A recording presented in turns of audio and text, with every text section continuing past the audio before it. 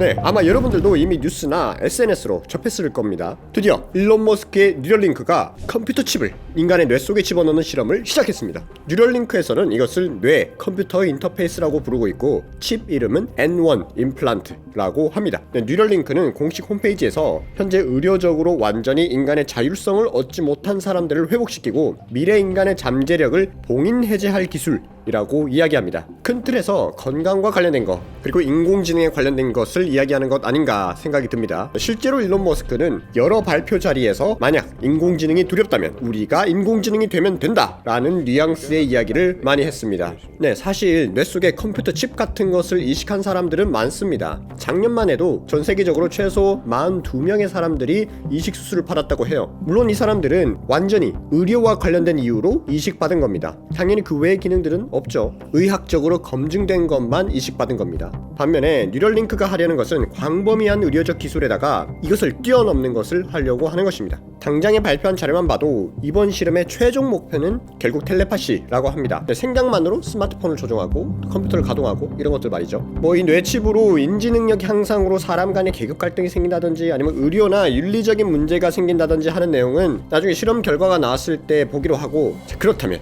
과연 이번에 실험 대상이 된 사람은 어떤 사람일까요? 분명히 어마어마하게 많은 사람들이 지원을 했을 텐데 말이죠. 네, 공식적으로는 어떤 사람인지 뉴럴링크에서 밝히진 않았습니다만 모집 팸플릿을 보니까 힌트를 얻을 수 있었습니다. 대상자는 뇌와 척수의 신경세포에 이상이 생겨서 근육 조절을 못하게 되는 근위축성 측색경화증이나 척수 손상으로 사지가 마비가 온 일부 개인들이라고 되어 있습니다. 근데 과연 한 명일까요? 이전에 원숭이를 대상으로 실험했을 때는 원숭이들의 죽음을 대비해서 일부러 나이가 많거나 병이 있는 원숭이 대상으로 실험을 했다고 합니다. 뉴럴링크 내부 직원이 원숭이가 실험 중에 많이 죽었다고 말했었거든요. 이번에는 사람들을 어떻게 선정했을지도 궁금하네요. FDA 승인은 쉽지 않았을 텐데. 자, 이쯤에서 여러분들의 의견도 한번 받아보고 싶습니다. 여러분들의 의견 댓글로 많이 남겨주시면 저도 답글 달아드리도록 하겠습니다. 뉴럴링크가 이번에 하는 1차 실험의 목적은 안정성과 초기 효과를 평가하는 것입니다. N1 임플란트 칩 그리고 R1 수술 로봇, N1 칩에 들어가는 소프트웨어가 잘 작동하는지 이런 것들을 보려고 하는 거죠. 이번에 1차 실험이고 약 18개월 정도 실험을 진행한다고 합니다. 총 연구기간은 뉴럴링크가 칩을 이식하는 총 연구기간은 6년 정도라고 하네요.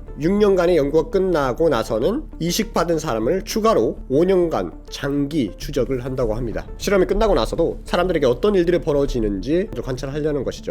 어찌 보면 유명한 괴짜 과학자가 갑자기 놀라운 실험을 시작한다고 발표한 것인데 워싱턴 포스트도 그렇고 뉴욕 타임즈도 그렇고 취재에 열을 올리는 것 같습니다. 저도 빠른 후속 보도가 나와서 그 결과들을 봤으면 좋겠네요. 상당히 흥미롭습니다. 그럼 저는 후속 보도나 아니면 추가적인 연구 자료가 나올 때 다시 한번 더 뉴럴링크에 관한 내용으로 돌아오도록 하겠습니다.